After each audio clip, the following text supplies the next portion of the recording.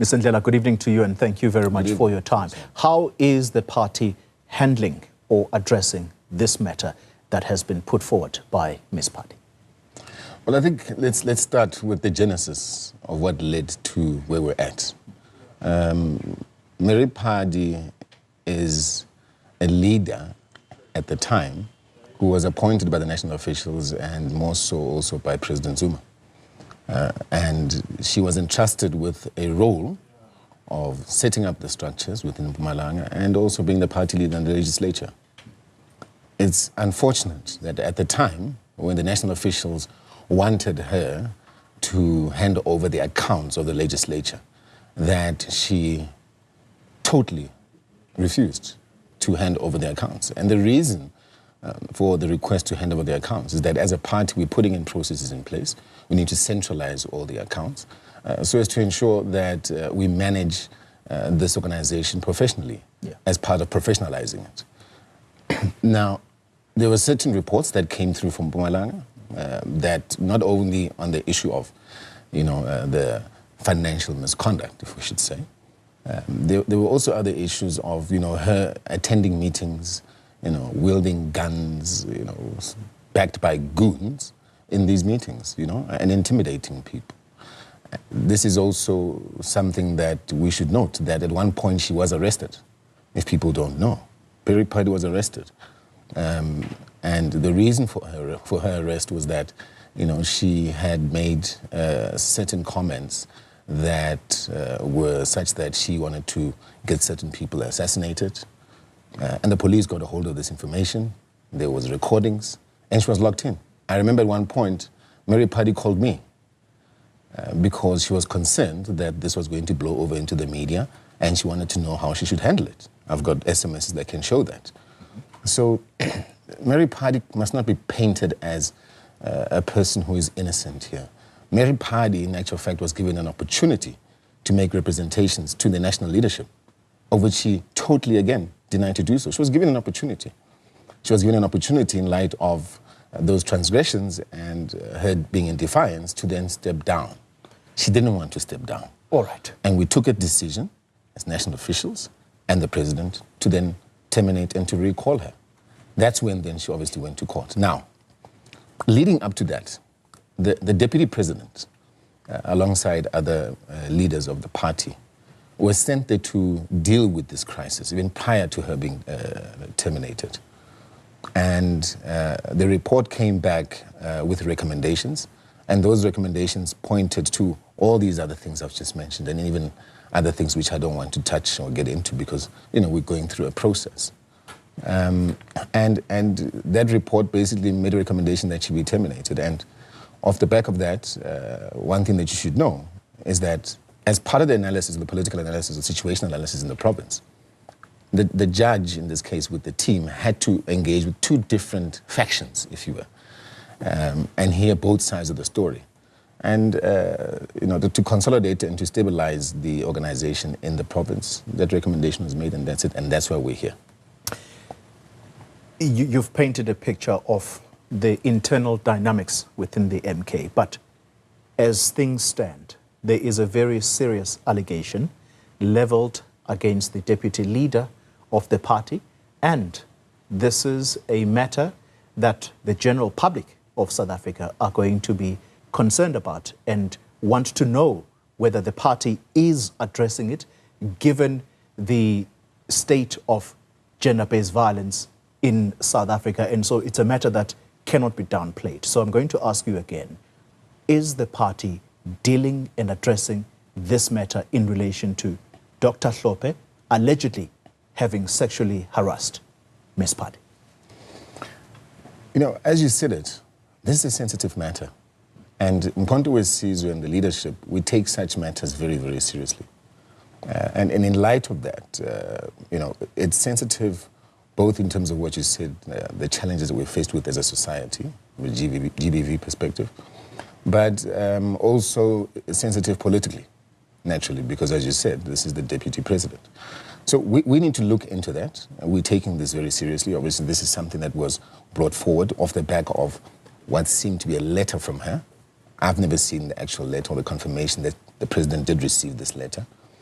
So one can also not confirm that it actually is a letter from her, even though she may say that this is what it is. Well, she does state it. Well, for the record. Well, I'm just saying that formally it has been sent to. No, formally from our end, we haven't received that letter. Is what I'm saying. So we cannot be taking and responding to a letter that's just we've seen in social media. If that is the case, then we'll take this seriously. But I think going back to the seriousness of the issue, which we should not underplay, we take this matter very seriously, and we're going to look into it. All right. I just want, so that it doesn't appear as though I'm her mouthpiece, I'd like for you to listen to her saying that she has addressed this matter to President Zuma, and let's have a listen. It is an internal letter that I was sending to the president to say, President, I think whatever that is happening, it is the reason behind the messages that I received, and I had denied that the deputy president the opportunity to be able to speak to me further than the way he did. Yeah. And indeed, I could tell that it did not sit well with them. The matter, Mr. Ndhlela, is quite public now. Has the party called Dr. Hlophe to allow him the time to take the party into his confidence about what actually happened and whether he did indeed send text messages that Ms. Party claims are in her possession right now? Well, firstly, the Deputy President's position is very simple. And that is there is no such messages that were sent. That's the first point. The second point is, even though that is the case, the DP will obviously take us into his confidence. This is something that has just, sort of blown up in the media. So we will then engage with the judge, at the right time. But as I said, we take this matter seriously. And that's what we need to focus on. But I think one of the things that we need to take into consideration here is that, we're trying to stabilize the organization as Mkhonto sees a leadership. We've got an organization here that needs to gear up for local government 2026 elections. We cannot have a situation where we have rogue elements of individuals who don't take instructions from leadership. And this is exactly what's happening with Mary here. Mary has been in defiance of the organization. You can't, when you're recalled or requested to hand over accounts, and think you're going to manage those accounts as though they're your own personal piggy bank. Okay, can I stop you there for a moment? It doesn't fly that way. Okay, what I think is important, go ahead. You refer to her as a rogue element. Yes, she is. And part of what is happening to her,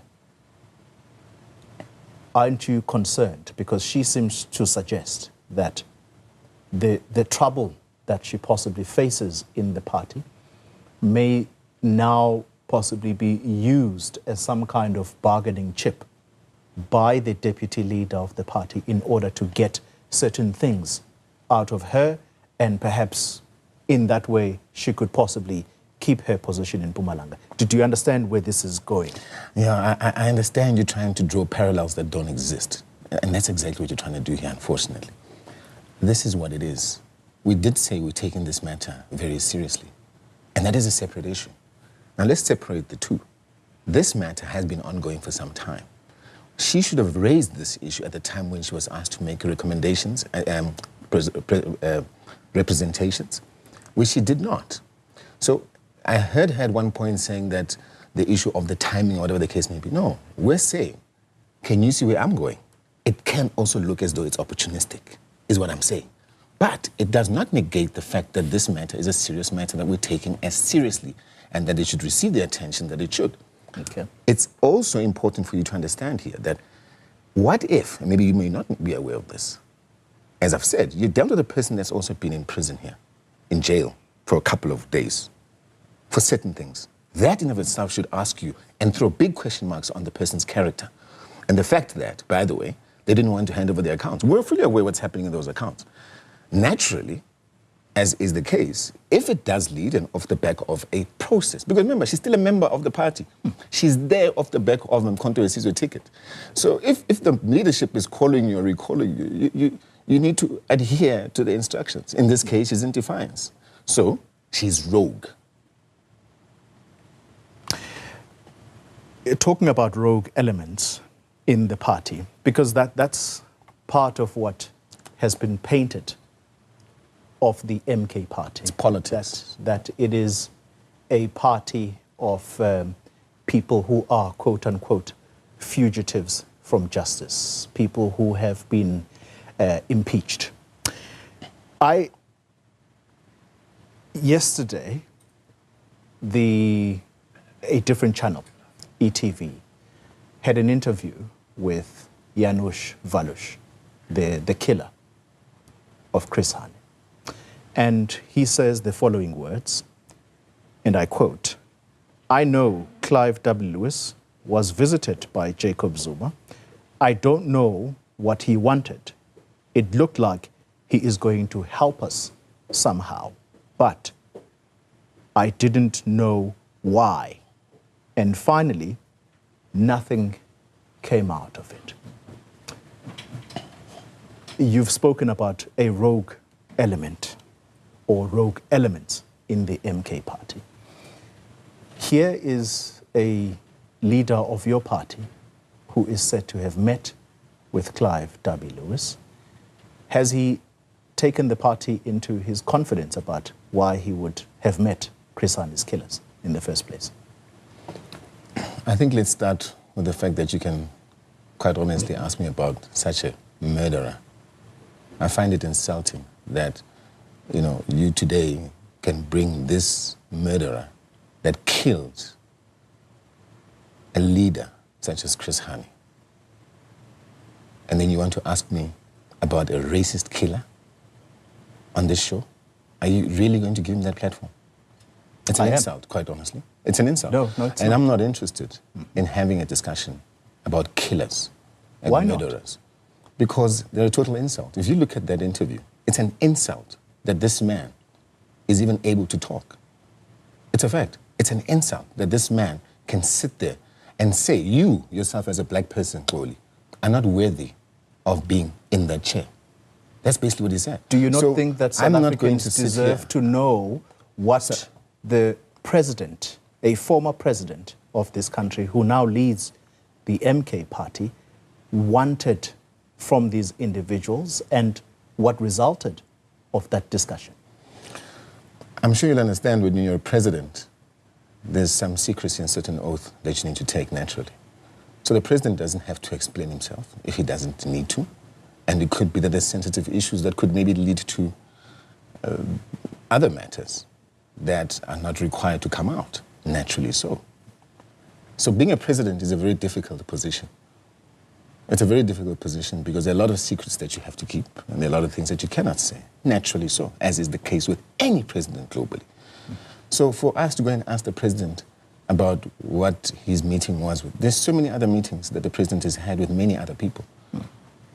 That's what I'm saying. I'm not going to now sit with you here and have a conversation about a racist killer that is actually a fugitive himself. If you want to know about fugitives from law, look at the man who was found with money in his couch that's loitering in the union buildings. That's a fugitive from the law, constitutional delinquent. That's who you should be asking me about when you talk about fugitives from the law, because they find every way possible to avoid the law. Well, someone is going to say exactly what you were saying earlier, that this is politicking.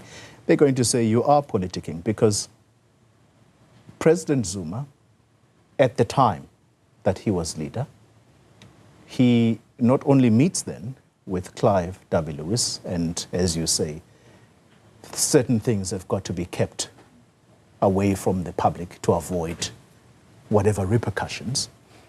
Under his presidency, Eugene de Kock is also let out of prison and is given a stipend while he lives in a safe house guarded by members of the South African Police Service.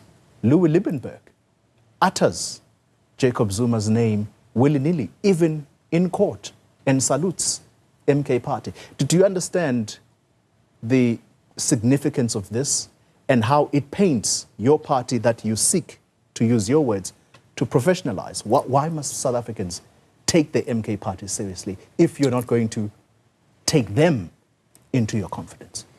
No, I think it's unfortunate that you want to use this platform of Mkhonto Wesizwe and us as a party with our president for us to respond to those questions. I think you need to go to the former liberation movement where he led as a president and ask them what happened then. Don't ask us. Don't ask Mkhonto Wesizwe.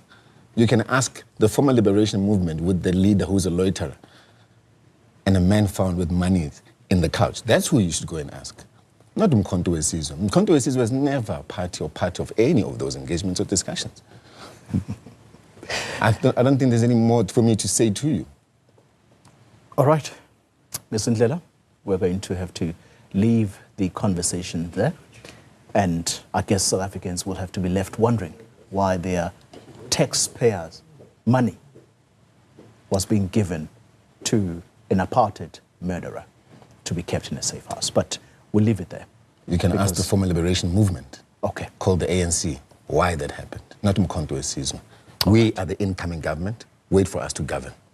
Nhlamulo Ndhlela, thank you very much for your time. Thank you. Spokesperson of the MK party. Rachel Makura is standing by with your sports.